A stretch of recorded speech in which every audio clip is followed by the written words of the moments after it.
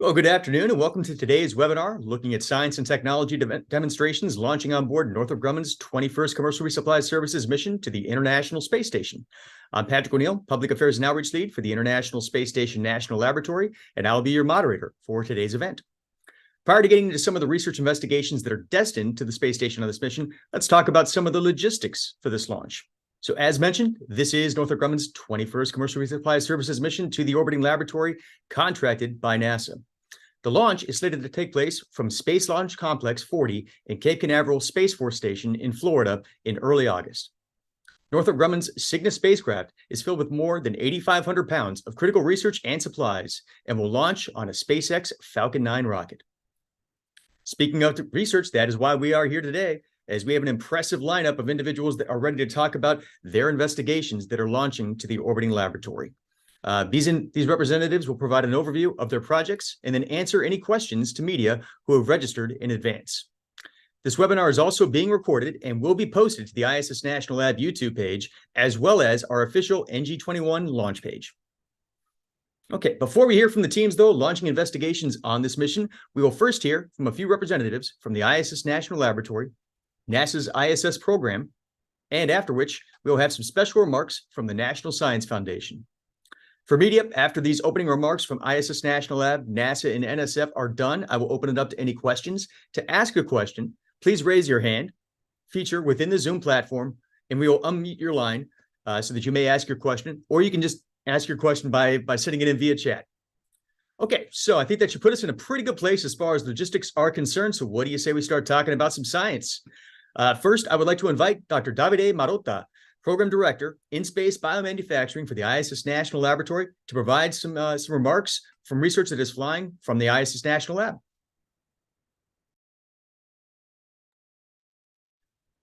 Good afternoon and happy Friday, everyone. Excited to be here with you all today as we talk about some of the research and technology development flying on Northrop Grumman's 21st Commercial Resupply Services mission to the space station. As Patrick alluded to, there are a variety of payloads flying on this mission that the astronauts will support over the coming weeks and months. But I'll let Dr. Everett speak to some of the projects NASA is sponsoring on this mission. And also, I don't want to step on the toes of some of the researchers who are here today to discuss their payloads. Instead, figured I would give some additional background on some of the other projects flying on the space station on NG-21, sponsored by the ISS National Lab. First and foremost, there is a tremendous diversity in payloads that are flying on this mission. We have live science projects, physical sciences, technology demonstrations, projects focused on inspiring the next generation, and more. So this will be a fantastic representation of the capabilities of the space station and the sort of research it can support. Shortly, we will have Dr. Susan Margulies from the US National Science Foundation providing an overview on their role in supporting fundamental research on the space station. And we will also have Dr. Alicia Boymelgreen, a researcher founded by the NSF on this mission, providing an overview on her team's investigation, but also on this mission are two other NSF-funded investigations, both of them looking at the physical sciences. On those projects stems from the University of Notre Dame, where this team will build on prior research funded by the NSF to study a fundamental physics process that uses light to generate bubbles that can collect, concentrate, and deposit trace amounts of substances in a solution on a surface for biosensor technology applications. As mentioned, this builds on prior research that used surface heating to generate bubbles with nanoscale patterns. The study looked at how the bubbles form, grow, and detach. But why this? Why? Because gravity-driven buoyancy is removed on board of the space station. And without buoyancy, the team can study what happens before bubbles form, which can lead to a variety of applications for us here on Earth. One of the major areas of strategic interest from both the ISS National Lab and NASA is in space production applications. On this mission, multiple projects selected through NASA's In Space Production Research Announcement of 2022 are flying under the sponsorship of the ISS National Lab. You will hear from Dr. Svendsen from Cedars-Sinai shortly, but a team from CU Boulder, together with BioServe Space Technologies, will use this funding opportunity to launch and validate a novel stem cell bioreactor nicknamed BICEP, which may provide a new technology for future spaceflight production of clinical-grade stem cells. With additional technologies like BICEPs, indeed, to manufacture, for example, hematopoietic stem cells in space, this could further expand in-space production application on this space station for the research community to leverage. We have spoken about this project previously, but Madison Square Garden Entertainment and Sphere Entertainment are partnering to launch their second iteration on the MSG Sphere camera. The technology demonstration aims to develop and test a new ultra-high resolution single sensor camera to capture groundbreaking imaging of space from the ISS. The MSG Sphere camera will provide high fidelity, unprecedented resolution, an extremely wide field of view, and a level of details and sharpness that is far beyond anything currently available commercially. The camera could enable Earth imaging in ways not previously possible, and the imagery could be used to create immersive experiences for viewers on Earth. That gives a bit of a snapshot of some of the projects launching to the space station sponsored by the ISS National Lab on this mission. I encourage everyone in the coming days to go to the ISS National Lab website, as we will have a series of releases, videos, and features on the projects launching on NG-21. And lastly, next week, I'd like to remind we have the kickoff of the 13th Annual International Space Station Research and Development Conference in Boston. This is the annual showcase of R&D in low Earth orbit and how the research and technology is fostering commerce in low Earth orbit and benefiting humanity. I'm sure that Patrick will talk a little more about the conference, but again, very excited about this launch. A lot of fantastic research and technology. Demonstrations are flying out of the Space Coast. And best of luck to our friends at Northrop Grumman and SpaceX on a successful mission. And go Cygnus! Awesome. Thank you very much, Davide. Next up, I would like to welcome Dr. Meghan Everett. She is the Deputy Scientist for NASA's International Space Station program to provide a perspective from our nation's space agency. Thank you, Patrick. So with all of our launches, I'm always happy to be here today to represent NASA with our other partners in science and with these brilliant scientists that we have to talk about their experiments that will be flying up on NG-21. So for this flight, it actually comes at a very busy time on Space Station because we will have crew handover right around the same time that NG-21 launches. So what that means is that we will have new crew members joining our residents on the space station, and then we will have crew members that have been living on the space station for a while. They'll be returning back to Earth. So we'll have a lot of human science during this time as we're handing over those crew and trying to get those first data points and those last data points as the crew arrive and they return home. So in addition to those great scientific discoveries that we'll be making on the human side, we are also flying new science on NG-21. In fact, we're flying 920 kilograms of science. So that is bringing a whole great new world of possibilities in science that we're going to be doing. We'll be fully utilizing our facilities on the International Space Station to make novel discoveries and to progress science beyond what we can do just on Earth by providing this microgravity environment where we can look at new things and our scientists can approach problems outside of the world of gravity. So some of the things that we look at on all of our rockets that launch to the International Space Station is we fly science that supports STEM research, fundamental sciences, so that's looking at physics and biological sciences, and how things react differently in the microgravity environment.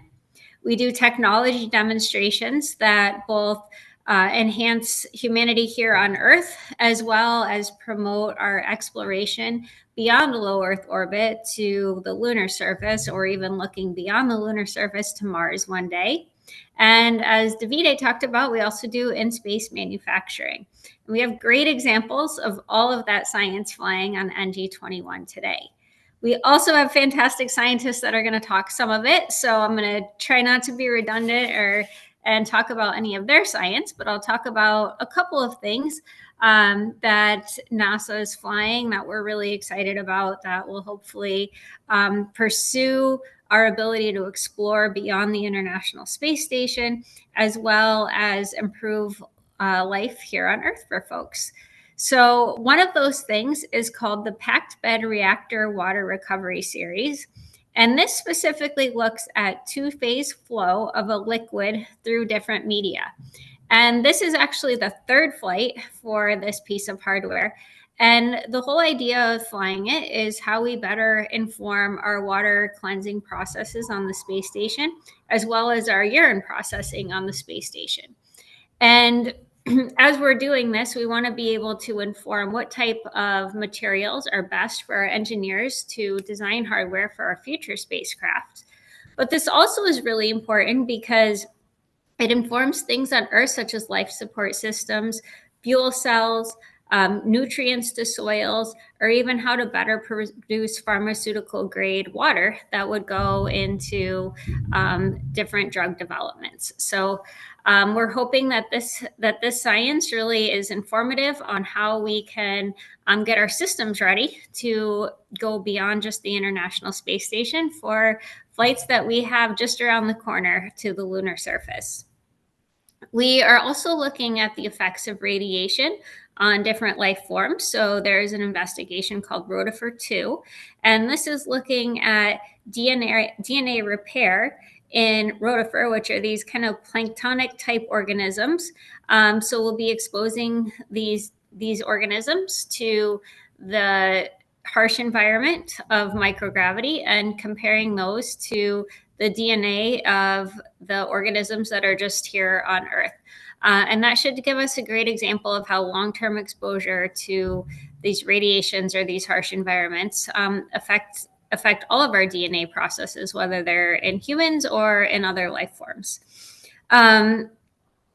We will be doing a lot of work on plant science, and both on our facilities as well as specific experiments that are going up that'll be discussed.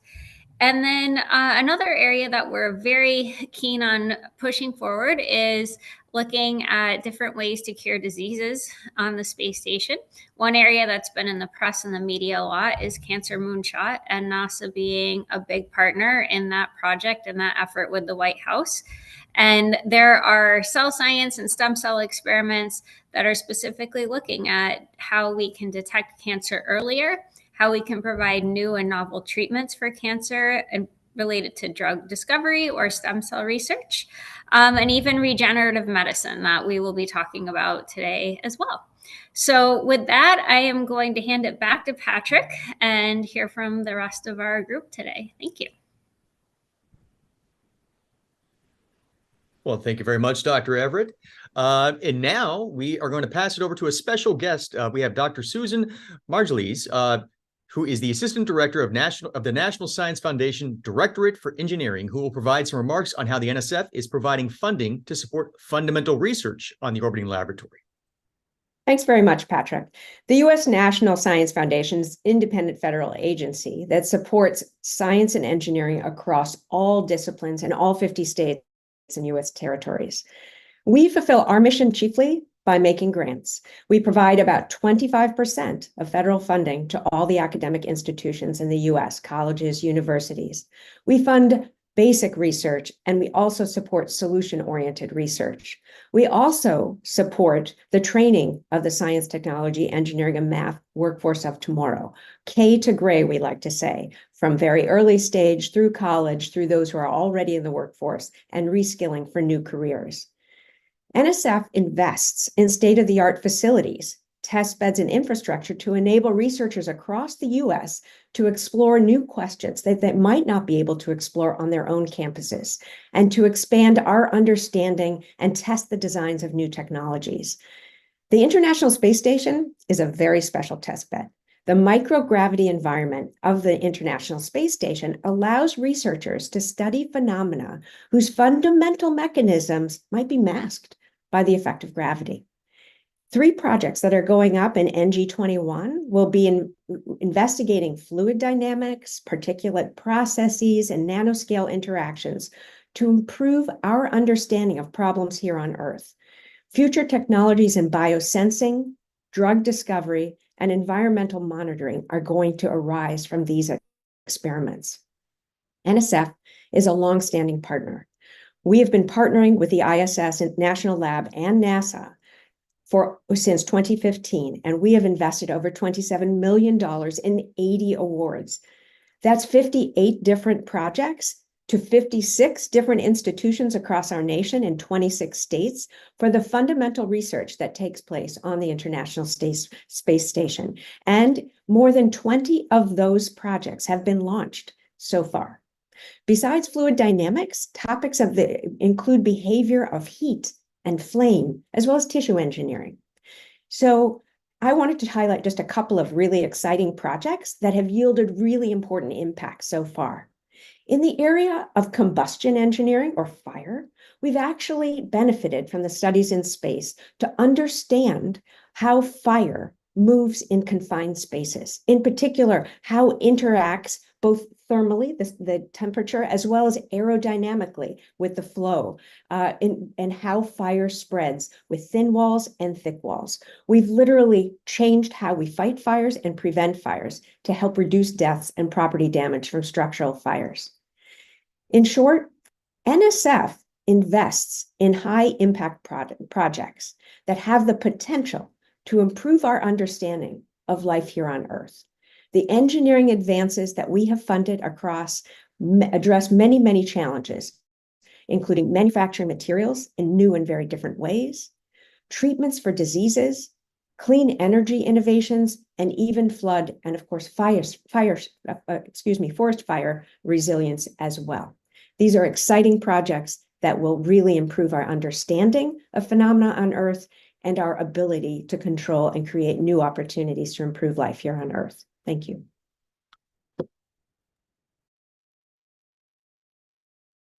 Fantastic. So at this point, we're starting to get to the point now where if there are any questions from the members of the media, again, you can either raise your hand within the Zoom feature, or you can ask your questions within the chat itself. But I did have a couple of questions actually for you, Dr. Margulies. So to your point, you mentioned that this is a longstanding relationship with the ISS National Lab.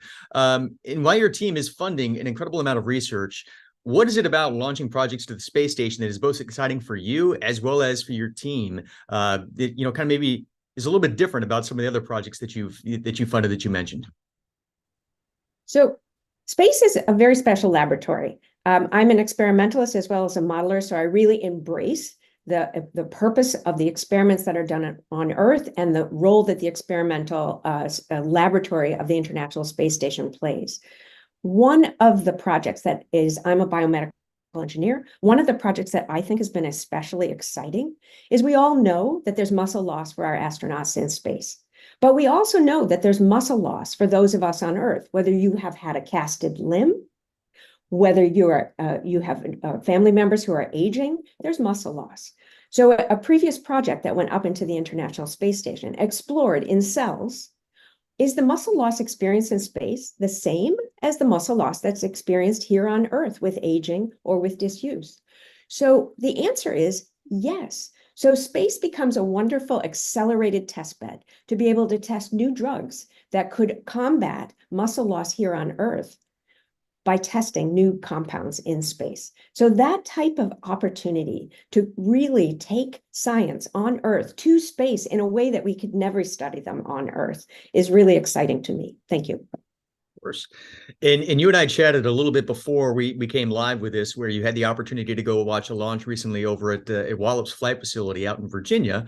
And, from your perspective, there has to be a sense of pride knowing that, there's science that are going on pretty much every single one of these resupply missions these days that would not have the opportunity to go to the space station had it not been for funding from the NSF. So can you maybe just talk about, again, what it is that you and your team feel knowing that every single time there's a rocket launch, your team has just a little bit of NSF investigations that are flying on that? It's truly exciting. So the launch at Wallops was a really awesome experience. I had to go in the middle of the night. I had to meet at 1 o'clock in the morning. I was on a Trailways bus with a bunch of other congressional staffers. It was a lot of anticipation. But as we approached the town, you just had this whole sense of the town turning out for this event.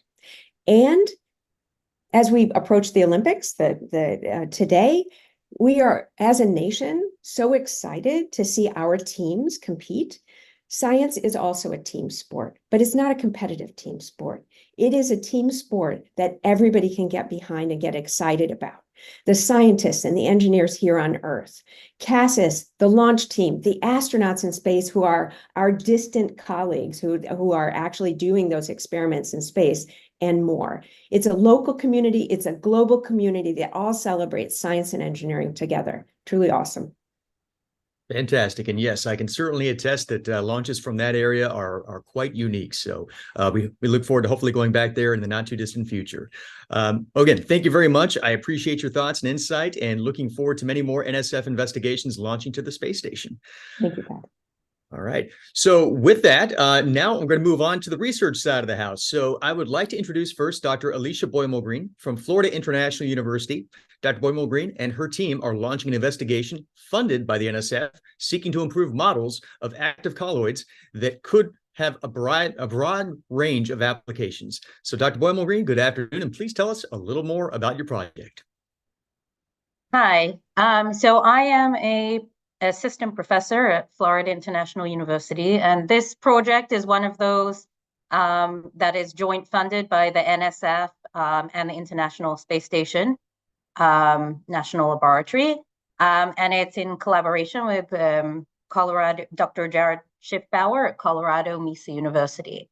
And so I think I had some slides prepared if we can upload them, because it's just easier for me to explain things with pictures. So my research, I'm a mechanical engineer, but my research is in this field called active matter, which kind of traverses across multiple disciplines from physics to biology to material science to chemical engineering, mechanical engineering. We have a little footprint in all of these.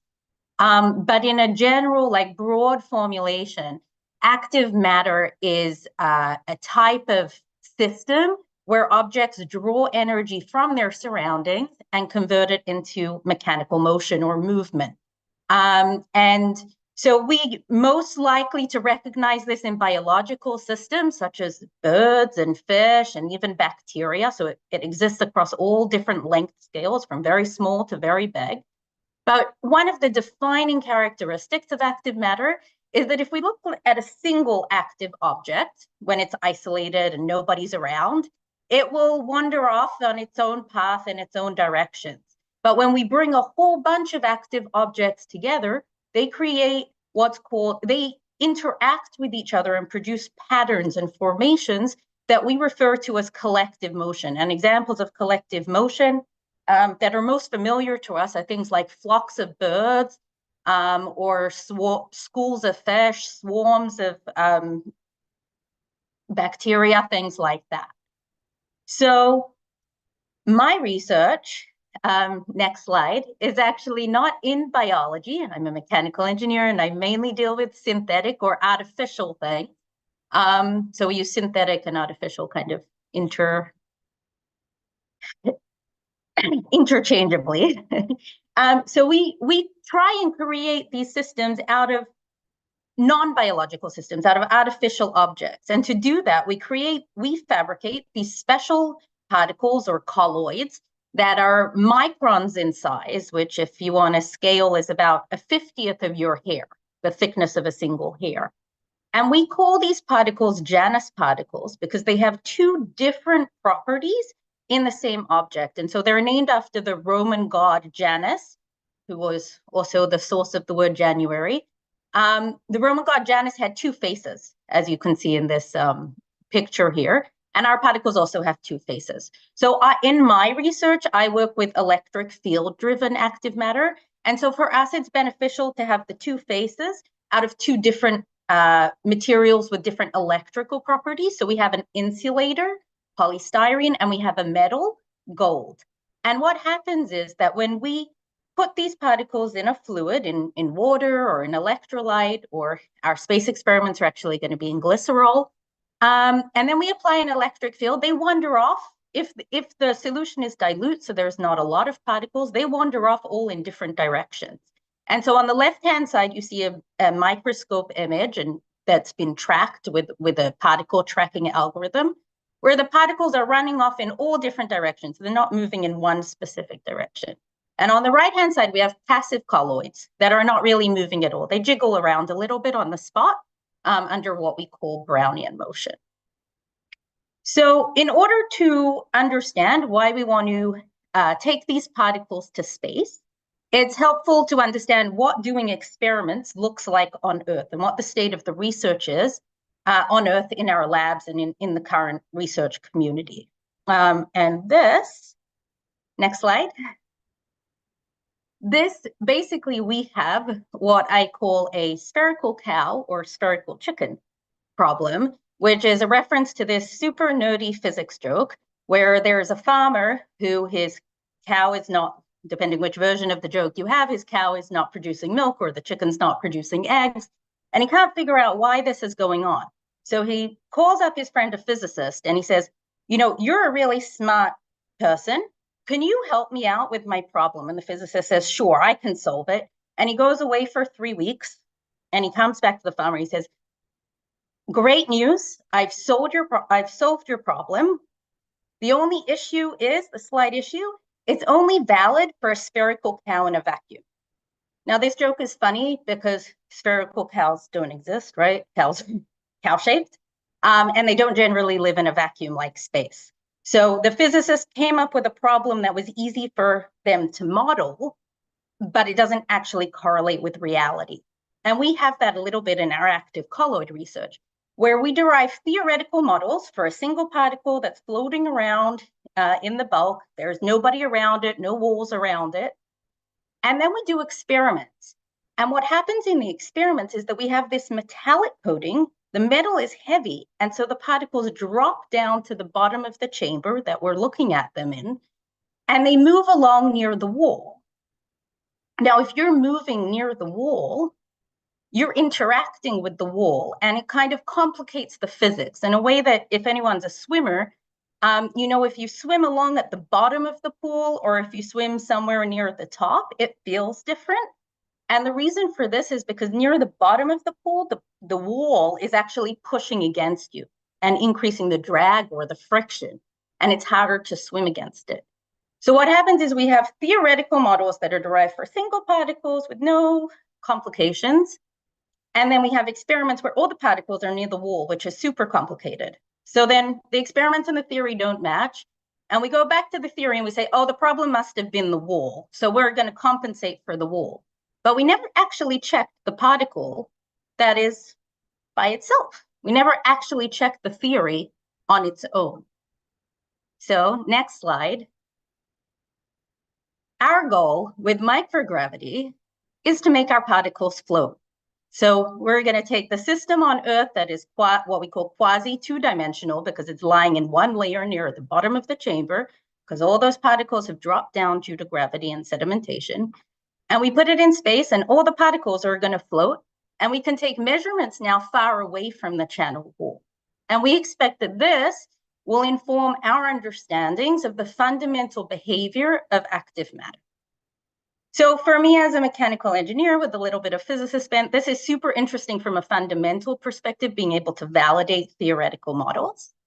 But it's not the only thing that we can do.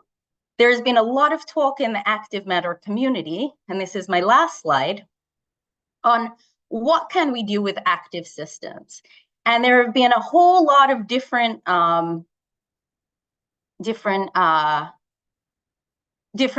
applications proposed, ranging from targeted drug delivery. So can I deliver a drug to a specific cell that I want to deliver it to without having to deliver it throughout the whole body and have it diffuse through the whole body?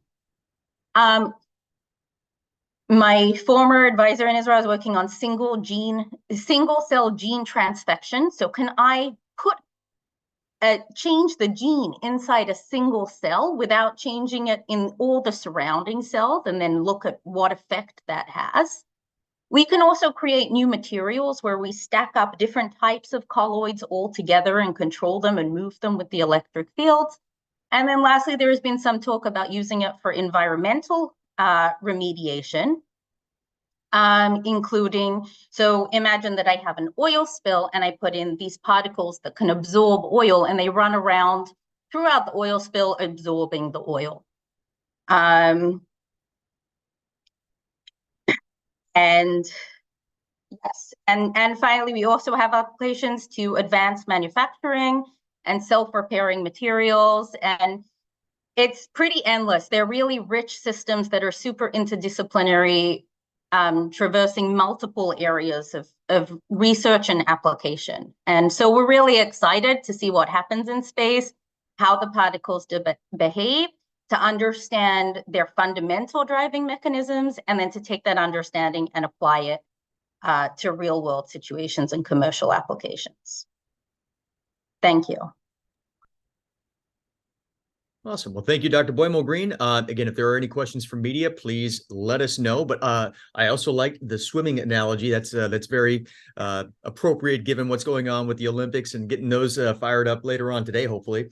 So question on my end, too, is I believe that you're working with Space Tango on this particular project. Can you maybe talk a little bit about how this project is going to be I guess Space Tango has autonomous platforms on the space station, so it's not necessarily going to be the astronauts that are going to be actively working on them. Maybe talk a little bit about how you configured this project within this autonomous platform.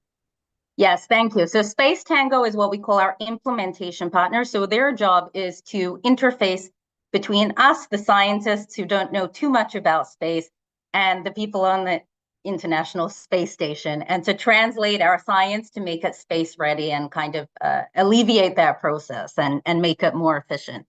The unique aspect of Space Tango's technology is that their systems are automated. So when we originally considered this research, we had two options. One would be to send our experiments to space and hand them over to the astronauts, who would then put them under a microscope, apply the electric field, and do the actual experiments. And the other option, which is what Space Tango provide, is it's like an experiment in a box, where we are going to load our microfluidic chips, or the chips, the system containing the active colloids, into an automated platform with its own microscope, its own electric field generator. And then we actually Space Tango can control it from Earth if we need to make any modifications. So there's this real-time ability to alter things if we need. But essentially, everything is pre-programmed to have the microscope change the range of visualization, so it can go up and down and look at different layers inside our active colloid system. And the electric field runs on a specific algorithm to change the voltage and the frequency of the applied field. And so our system is fully automated, and this has a big advantage that it doesn't require any time of the astronauts, and makes it a little more easier on them, and could be more economically feasible to scale up and things like that. So yeah, we've been working with Space Tango. It's been really great. We're excited to see how it works. We ran through what we call a payload verification test, where we checked that everything was working and running and that our chips were behaving and we could visualize everything. A big challenge was figuring out the visualization that would be going from 2-dimensional on Earth to 3-dimensional. And yeah, that I hope that answered the question a little. That absolutely did. And again, I think that it's always interesting to hear how it is that our research teams are taking something from that they're very familiar with trying to do on Earth, but then trying to conceptualize that and turn that into a project that will launch into a very constrained environment on the space station. Yes. So thank you very much. That was great. Yes, I would have liked to squeeze my graduate student inside the box just to have a backup, but apparently we're not there yet with the technology. I'm sure they would have enjoyed the ride too. So. Well, thank you very much, Dr. Boymelgreen, and we look forward to hearing more about your investigation as it launches in the coming days and weeks. With that, I would like to move on to Dr. Tony Atala. Dr. Tony Atala is, I'm sorry, hold on real quick. He is with the Wake Forest Institute for Regenerative Medicine, and they are launching an investigation that is going to be evaluating 3D printed liver tissues in the novel environment of space. So Dr. Atala, please provide some insight into this project. Thank you so much, Patrick. It's really great to be with you today and really great to be with all of you. We are involved in the area of regenerative medicine, which is really an area that uses the patient's own cells to create cell therapies, tissues, and organs. We can do this for a number of tissues that were already implanted into patients. So our partners in this endeavor for this particular project, of course, is NASA, the ISS National Laboratories, and Redwire, who have enabled our experiments in this mission.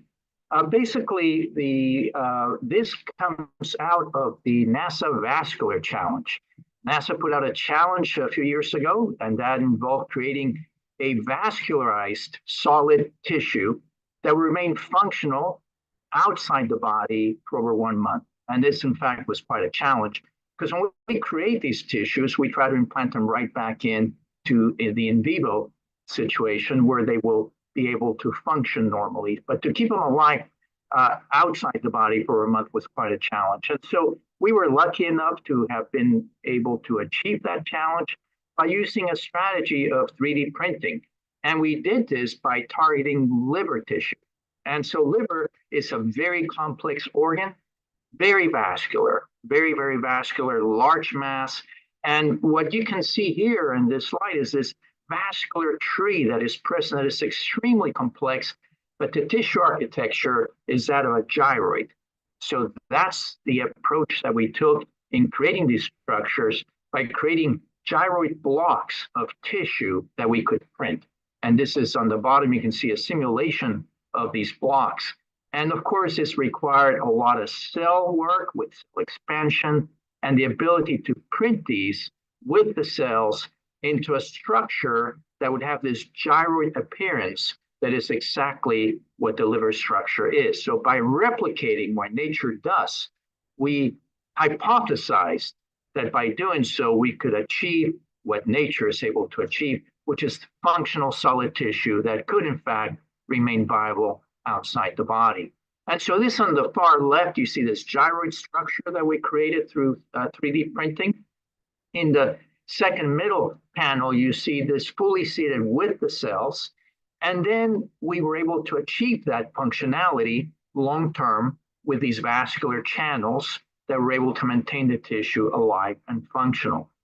And now the next step for this, after getting this challenge and being able to achieve this challenge with NASA, then we were able to go to the next step with further funding from NASA and the ISSNL with our partner Redwire to actually create these bioreactors that would allow us now to do the same thing in space and to be able to take this to the space station for 30 days. Now, this in itself was yet an additional challenge because we had to make sure that these systems were perfused in these anti-gravity situations. And this was actually a favorable thing for us because on Earth, when we seed these structures and print these structures, gravity does not allow the cells to be necessarily evenly distributed.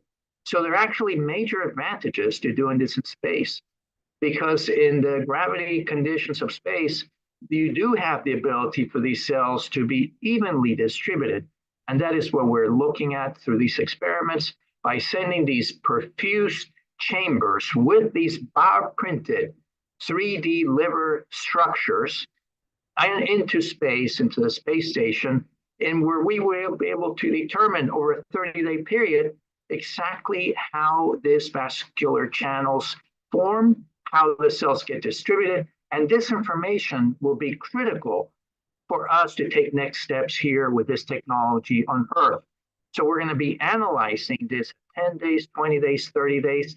As these structures get preserved, we're able to bring them back to Earth, at which point we'll be able to analyze them at every level, where we're able to do genomics, transcriptomics, proteomics, metabolomics, structural analysis, to really try to understand the best way possible how this microgravity environment is able to help these things in space in terms of the formation of functional tissue that it will eventually help us here on Earth. Thank you so much for your attention.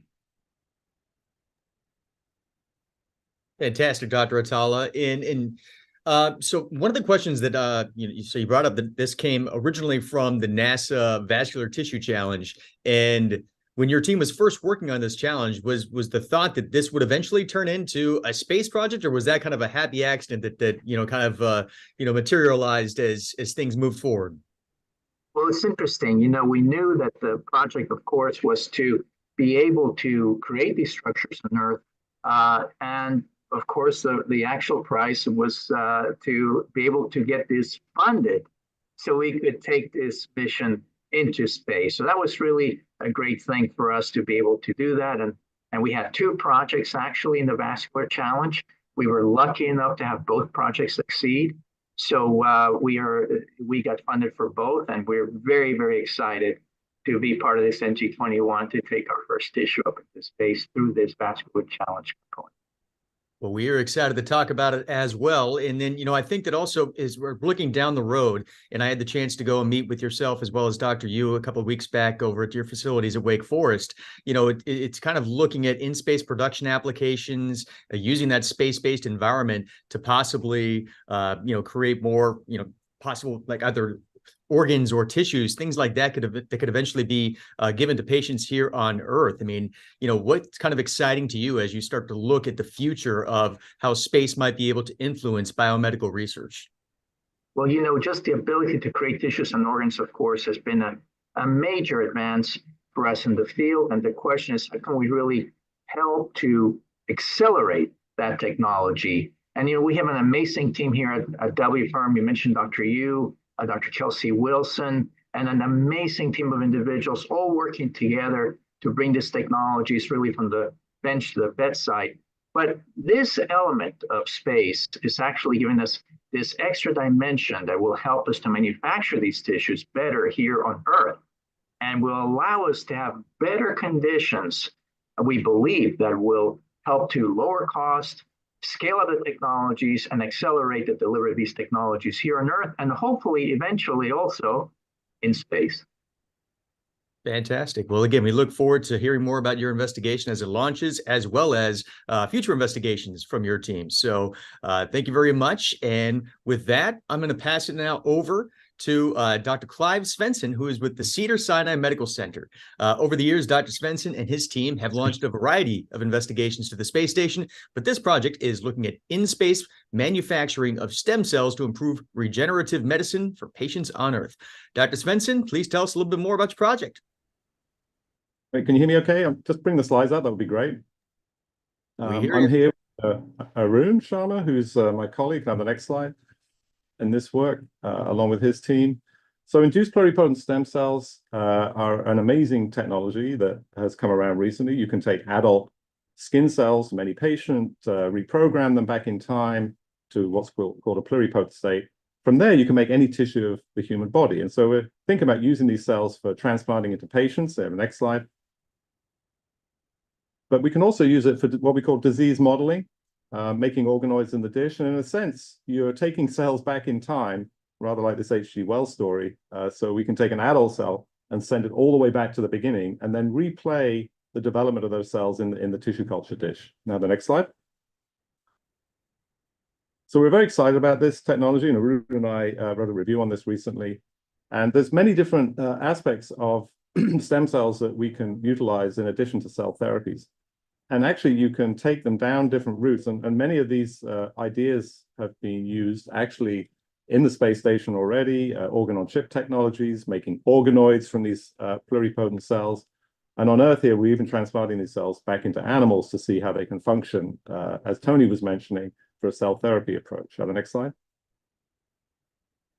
But one of the ideas that we had, Arun and I, some time ago, is two things really, and this is also with our colleague Drew Serene here at Cedars-Sinai, who with our partners at the hospital, we're trying to manufacture these cells and grow them at scale. And the challenges with these pluripotent cells is, in this graph here shows, to remain pluripotent, they kind of have to sit on a top and be very, very non-differentiated. So they're very, what we call naive pluripotency. However, over time, they start differentiating, and we can't really control that, and they push down to the different organ tissues. And we think gravity may have a role in this. So the next one. The two major questions we've asked is, oh, I think you want to go back. Sorry, that's it. Two questions. Does microgravity keep iPS cells in a really naive pluripotent state, which would be very good for the field because it's hard to do that? And then if we do start differentiating them, how does microgravity affect the ability to make brain organoids, heart tissues, and eye tissues, and maybe even to the point where we can make whole organs in space? That might be an advantage to not having gravity in that situation. Those are the kind of things we want to test. Next one. So this is a team, and again, Arun's here. We have Maida, Drew Serene, and another person who's joining Cedars-Sinai, Sonia Shrepner. And together, we've done a lot of work already with Space Tango. We just heard about that as one of our partners. Currently, we have a mission coming up. If you just tap it again, you'll put a circle around this Axiom 1 mission. This is another grant that hopefully we'll be hearing about very soon from Arun, from NASA as well. The thing I'm going to talk about for a few seconds now is the current mission, which we're going up on, which is NG-21. So the next slide. And this is part of the INSPIRE program, and we're very happy for our partners, NASA, for funding this. The next slide, please. And it's in collaboration with BioServe, who's our partner in this case. We use Space Tango for other projects, but in this case, it's BioServe. And we're also doing this very much in collaboration with Axiom, who's another partner in this mission. So we're going to take fibroblasts. These are adult cells from patients and also from a special line that goes green when it gets pluripotent. We're going to transfect them with reprogramming factors. Next slide. And you'll see that when you reprogram these cells, they light up green because we've got a gene in it that shows green when the cells become pluripotent. Now, the next slide. We had a preliminary mission using this technology and showed that the technology of actually transfecting, putting genes into these cells in microgravity can work. And we got some nice red cells here using a red fluorescent protein. And you can see alongside those red cells are the pluripotent cells. So that's one of the experiments is, can we do for the first time, make these cells in space? So take an adult cell, reprogram it, send it back in time in microgravity. And is that more efficient? Does it work better? And also, will they grow better? Maybe they'll maintain their pluripotency at a higher level when they're grown in microgravity. The next slide. So we're very excited to launch this. If you want to see more about the work, we had this nice review recently. The next slide. It describes some of the things I just talked about. Next slide. And the bigger picture of how we can use the space station and microgravity to understand not just the cells that we're growing now and iPS cells, but cardiomyocytes, neurons, bone. We heard about muscle degeneration. We can actually make muscle cells from iPS and then understand, as we heard earlier on, how they are affected at the molecular level by microgravity. And that might relate, as we heard earlier, to human diseases. And finally, we can do things like astronaut health. We can think about monitoring the astronauts, making their own iPS cells and seeing how they are affected by space travel in order to understand what they might expect when they go up to the space station or when they travel in microgravity. In addition to, ultimately, maybe we can do drug screening if those models are very powerful, give us information that we can't get on Earth. And then finally, just I think generally doing these experiments and having had the chance to work a lot on this, it really pushes you to think about how to grow cells in different ways and automate your technology by knowing that you've got to limit your time to the astronauts and do things in a much more compact way. Last slide. These are our partners. We thank everybody very much. particularly Janet Studemeyer, who's a partner with us, Drew, and all the folks on the slide. Thanks very much. Awesome. Well, thank you very much, Dr. Svendsen. And, as I'm listening to your presentation, and also as I was listening to Dr. Atala's as well, it kind of makes me think about the fact that, we think of the world of like science fiction, but then I also think about a lot of the research that's happening on the space station right now, and it almost kind of makes it seem as though we're morphing those two, where it's almost like the world of science fiction and the world of science reality and now is coming closer and closer. Is that something that maybe you would agree with? Yeah, for sure. I mean, I think the thought of being able to grow these cells under these conditions is amazing. I just think the actual idea of this, what we call induced pluripotent stem cells, the fact you can take a 100-year-old patient, take a cell and put it all the way back to an embryonic state is remarkable in itself. And if we can capture that and enhance the process using microgravity, I think that's going to be very exciting, and we will lead to this kind of era of perhaps making organs, having a whole, satellite going around Earth making organs. Now, a bit scary. It does sound like a science fiction movie, but we're doing it. We're a hospital. We're doing this with approvals, with consents, do it the proper way. And the idea is this might impact patient health in the future. And we always joke that, Cedars-Sinai, we're the hospital to the stars here in this area of Hollywood, but we want to be the hospital going to the stars and helping people reach the new heights. Sorry about that. I like that. But also help explore the universe in the future, be the hospital of the universe. Well, so into that end, I mean, it's almost like using space in some ways to go out there and further influence personalized medicine for people on the ground. Is that accurate? Yeah, definitely. I mean, I think ultimately we're going to learn so much, as we heard from the previous speakers. We also have interesting things going on here. Brendan Spiegel is working on the gut and how the gut reacts to gravity on Earth, and how reducing gravity can be good for some diseases of the gut, inflammatory bowel disease, because of the weight is lifted. So we can learn a lot, I think, in medicine from understanding what goes on in microgravity, and maybe applying some of that to clinics on Earth that we would be surprised about. And for the muscle discussion, the opposite direction, it's bad for you. But so how do you correct that on Earth? And understanding more using space station is exciting for medicine. Perfect.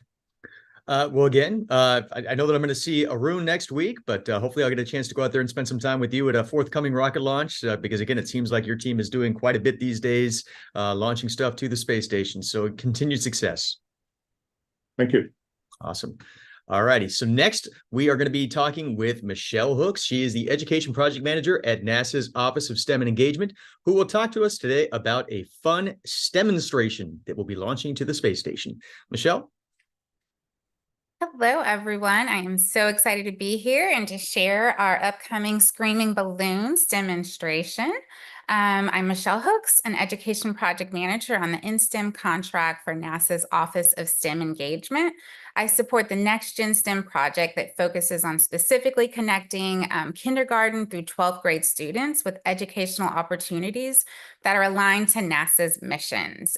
Demonstrations really look at highlighting NASA's missions and work on the International Space Station.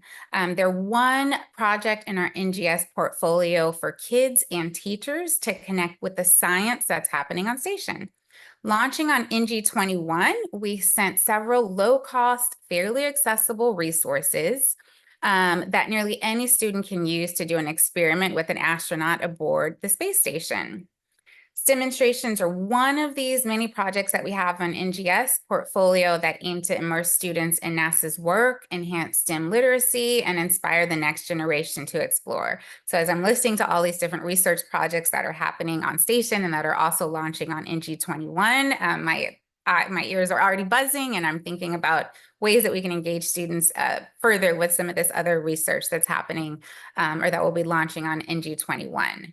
Filmed by astronauts living and working on the space stations, demonstrations utilize that unique microgravity environment to demonstrate critical concepts in K-12 education in short 3 to 5 minute videos. So they're quick, they're short, and they're full of graphics and other visual things to enhance student learning and to make them engaging for students. But the star of the show really are our astronauts as they demonstrate these concepts in microgravity in a way that you just can't possibly demonstrate in a classroom. Some of the topics covered include photosynthesis, Newton's laws, properties of water, and space art. So we have a really wide range of topics that we're covering and looking at different avenues that we can connect students to what's happening on station.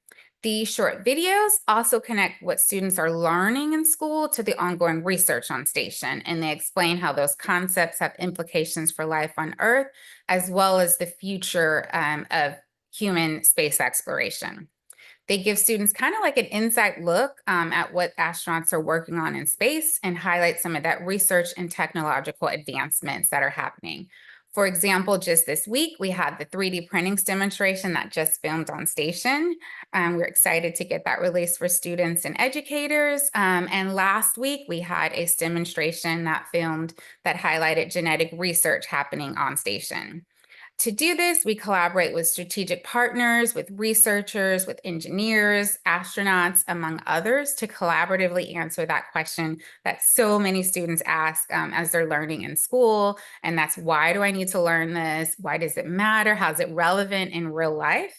And we're intentional about making career connections in each demonstration so that students can connect the dots between what they're learning in class, what the astronauts are working on in space, and then the many careers that are contributing to in various capacities to this work.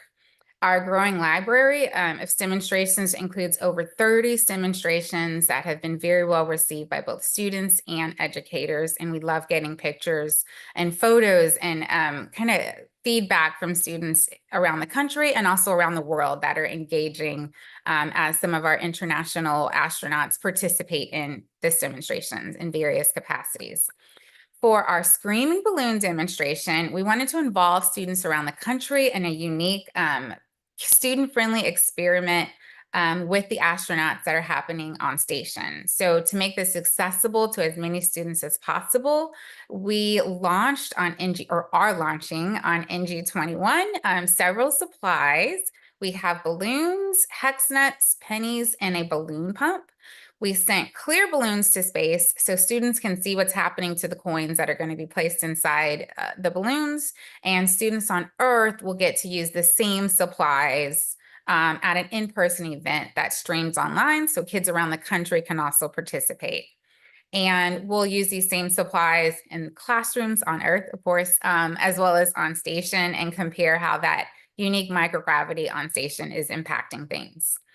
Astronauts on the orbiting library will place that penny in one balloon and a hex nut in a second, and they'll use the balloon pump to inflate the balloons. Then they'll give each balloon a gentle whirl to set the object inside in motion. Students will follow along with the astronauts and then compare what they see happening with their balloons to what's happening with the balloons that are in space. After giving the balloons a gentle whirl, the astronaut and students will let go of their balloon, and we'll see how our results compare. To really drive this point home and to complement this demonstration, the crew on station will highlight and explain some of the science behind this screaming balloon demonstration that students are doing. And they'll listen also, and they'll hear a certain noise as they're doing this, and that gives that screaming sound. And we'll see, how does that sound different, on space, or on station versus in our classrooms. And some of the questions that the astronauts will kind of probe will be, what keeps the penny going? How does the hex nut interact differently with this balloon as it's moving? What are some of the differences?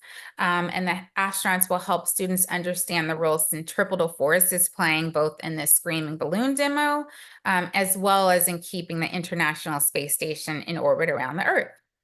Another force at work here that we'll explore is friction, and astronauts will explain that and talk about that in depth. And the biggest force, of course, that's causing a difference in our two experiments is going to be that microgravity environment, and that's the big spark and wow factor that we're looking to really highlight for our students. One of the major hazards we had to mitigate during planning for this demonstration was how to get the balloons deflated without popping. That was a safety hazard that was brought up, and we had to control for this. And so we have a controlled deflation that was sort of planned for But before the students see this, students will have the supplies on hand to try to deflate their own balloons without popping them. And then they'll watch as the balloons on station are deflated by the astronauts. And I can tell you, I tried this with about 100 students here in Houston, and they came up with all sorts of ideas to successfully and unsuccessfully either pop or deflate these balloons. And that was really, really fascinating for them to learn about some of the constraints and things that we face when astronauts are doing experiments, research, or technological demonstrations in space, like that there are legit and real concerns and safety hazards that need to be mitigated. So we've been documenting some of that behind the scenes journey that we've had to deal with and learn about, so that we can share that with students as well and give them kind of an insight look of like, hey, here's what's happening. Here's what, some of the concerns and constraints are. Like all of our demonstrations, the Screaming Balloons demonstration will have a corresponding standards-aligned classroom lesson plan that educators can use in their classrooms to dive deeper with their students in class, and really use this not just as an exciting and engaging activity, but something that really moves their curriculum and student learning forward. And I think that's about it. Okay, and Tim, I think that there was an image or a series of images, I guess, that Michelle had as well. I don't know if you wanted to speak to some of those by chance. Sure. And these are some, we were just capturing kind of pictures along the journey to share and to give students a behind the scenes look at what is happening. In the center, you will see the balloon with our pennies and the hex nut that are getting packaged, and we had to have them do kind of like a stowage check to make sure that they're going to be in the right configuration. On the bottom left is us with our HFIT representative that did the entire check to make sure that this configuration worked, and gave us that final human factors implementation evaluation and certificate of compliance. And then on the right are those RFID labels that were attached to each of these Ziploc bags or bags, so that we could track these supplies while they're on station. Fantastic. And then question on my end, first of all, I certainly understand the joys of safety hazards and trying to mitigate those when you're launching something to the space station. But you also mentioned that there had been more than 30 different demonstrations that had taken place thus far. I mean, you mentioned another one of them, but are there some other examples that you could provide that kind of give an insight or an understanding of like the full breadth of demonstrations that are available for people to learn more about?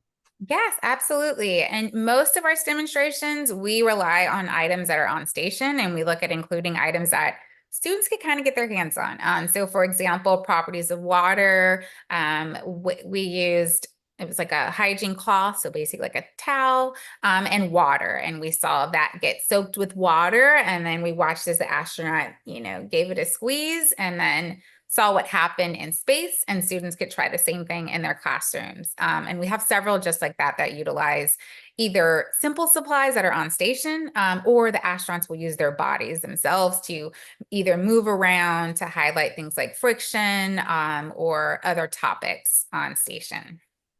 Very cool. And since these are very visually, focused, where's the best place for students and teachers alike to go and learn more about these? Yes, they're available on nasa.gov and also streaming on NASA Plus and our YouTube channel, the NASA STEM YouTube channel. Awesome. Well, thank you very much, Michelle. And also, I love the background too. That is very, very spacey. Okay, well then, last but not least, we have Dr. Pabudu Handekumbura, team biology leader at the Pacific Northwest National Laboratory, to discuss Apex 09, which examines carbon dioxide capture mechanisms of two types of gases, which I will certainly not try and pronounce right now. So I will defer to you to be able to pronounce those two gases. So thank you so much. Thank you. I'm excited to be here today and share a little bit about the work we do. So like Patrick mentioned, I am Pabudu Handekumbura. I'm a plant biologist and a team leader at the Pacific Northwest National Laboratory. I'm also the principal investigator for the C4 photosynthesis in space project. So plants are remarkably capable of capturing the atmospheric carbon dioxide and then converting it into oxygen and sugars, a process called photosynthesis. Certain grasses like maize and sorghum have more efficient photosynthesis mechanisms, which we call the C4 photosynthesis mechanisms, compared to some of the other grasses like rice, which has a C3 mechanism. So how this carbon dioxide concentrating mechanism is changing in microgravity, and how is the C3 and C4 grasses differing in microgravity environment is the investigation of our project. So for this, we are using two model grass species. One of the species, a C3 model called Brachypodium distachyon, and a C4 model grass species that's widely used called Sitaria viridis. So these, we have set up our experiment so that we have the space station conditions, ISS conditions, and then we have two ground controls, so that we can try and understand how the photosynthesis and the overall carbon metabolism of these species are changing in microgravity compared to the conditions that we have on Earth. And with this investigation, we are hoping we'll be able to broaden our understanding of how plants respond to various stresses, both on Earth as well as on the space station, where there is extreme levels of carbon dioxide and microgravity. And we are hoping that this will enable us to help design future plant-based systems for bioregenerative support, as we are thinking of deep space exploration and how to use plants both for food and for aesthetic purposes in those space explorations. So I think that's briefly what we are hoping to accomplish with this experiment, and I'm very excited for the launch, this experiment in NG-21. Fantastic. Oops, excuse me. Down the wrong tube for a second. Sorry about that. Question on my end then too. So you mentioned that there's the two species that are flying on this mission. Do they offer advantages over smaller types of plants? Maybe explain kind of why it was that these species were selected. Yeah. So now broadly, there's two types of photosynthetic carbon capture mechanisms, the C3 and C4, right? So I picked two species. One had a C3, one had a C4 carbon capture mechanism. And these two grasses, Brachypodium and Sitaria, are widely used by the scientific community to study. They are model grasses, a model system that we use and study and infer based on what we find. So these are both small stature grasses that can fit within the, so like the image that's shown here, this is our setup for growing these plants in the two veggie units that are available in the International Space Station. So it's kind of like a growth chamber where you have the lights, you can control the daylight cycle, similar to what we usually have in our growth chambers, where you can program your day-night cycle and the different parameters you want to test out. So both of these grasses, they can grow and fit within these space limitations we have. And then they are ideal models, widely used by the scientific community. So that was the reason for choosing Brachypodium and Sitaria. A lot is known and a lot of research has been done on these two species. But for Sitaria, the C4 grass, that has never been flown to the space station before. So that would be a first. And we'll learn more by sending it and just growing it out on the space station conditions, how to establish them, how to, like, because this experiment is about a 33-day long experiment. So we'll be able to capture a few different developmental stages for both of these plant species. So that'll help us as we think about the effects of microgravity and the different stresses that plants, same as the humans, plants need to experience and cope with in these extraterrestrial environments. Very good. And a question on my end too is, given the fact that you work for a national laboratory right now, it's probably has to be pretty interesting to know that you're able to do your research within your national laboratory, but then now you're also launching something to the International Space Station. I mean, maybe talk about like the juxtaposition of how that all came to be in the first place. Yeah, this actually is a really great opportunity. So this work is funded through NASA. Just like any other like NSF or DOE. So this was a funding opportunity that came up, and then we were lucky to get selected to do this work and to really try this unique microgravity environment out at the space station. So yes, I am at a national lab where we have access to world-class instrumentation and capabilities. Especially where I am at, I am coming also from the Environmental Molecular Sciences Laboratory, which is a user facility run by the Department of Energy. So we actually have so many world-class cool capabilities within our facility. So with the funding I got from NASA, now we are able to really explore the microgravity component and how those multiple stresses impacts plant performance, photosynthesis, and overall plant metabolism. And using the omics capabilities we have at the National Lab, we are able to generate multi-omics data sets that can be integrated into different modeling platforms. And then the contrast we have between gravity and the microgravity, I think that will open up so many opportunities for the research community. I think this would be I think I'm most excited about the opportunities that this will open up and the opportunity to broaden our understanding of the fundamental sciences, how species, how humans, plants, organisms interact with the various stresses. And what changes internally. So yes, so it's a unique opportunity to be able to leverage some of the capabilities we have, as well as collaborate with NASA. Awesome. Yeah. So it's almost like, I kind of liken it to where you live in a 3D world. Now, all of a sudden you have the opportunity to be add a fourth dimension to it. What kind of things can you learn or extrapolate from that when you have this new dimension that's at your disposal? So again, very excited. And I know that the NASA team is equally excited about your investigation that's launching on this one. And hopefully that is the first of many from your team. I hope so. Awesome. Well, at this point, again, if there are any questions from media, please feel free to either raise your hand, ask them in the Q&A section, and we'll kind of give it a second. If not, then we'll get ready to wrap things up.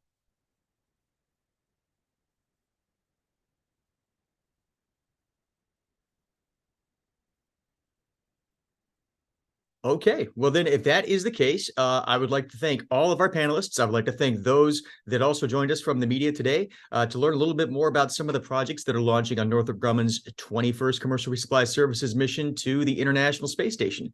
As mentioned, we are looking at launch in early August from Cape Canaveral Space Force Station in Florida. For up-to-the-minute information, please follow at NASA or at NASA Kennedy via social platforms, or follow the coverage on NASA's International Space Station blog. But before I do go, Davide mentioned this a little bit earlier today. I have to throw in one final plug for the 13th Annual International Space Station Research and Development Conference that is going to be taking place next week in Boston, Massachusetts. For media that are not going to be able to attend in person, the plenary sessions will all be on a live stream, which is going to be available at issconference.org. So we look forward to seeing a lot of our research partners out in Boston next week as we learn about the great things that are happening on the space station, as well as great things that will be happening in the future in low Earth orbit. Okay, so again, we hope you found today to be very informative. With that, it's been a pleasure to moderate today's webinar. On behalf of the ISS National Lab, I am Patrick O'Neill. Go Dragon, go Cygnus, and most importantly, go space and go science. Have a good day and have a great weekend.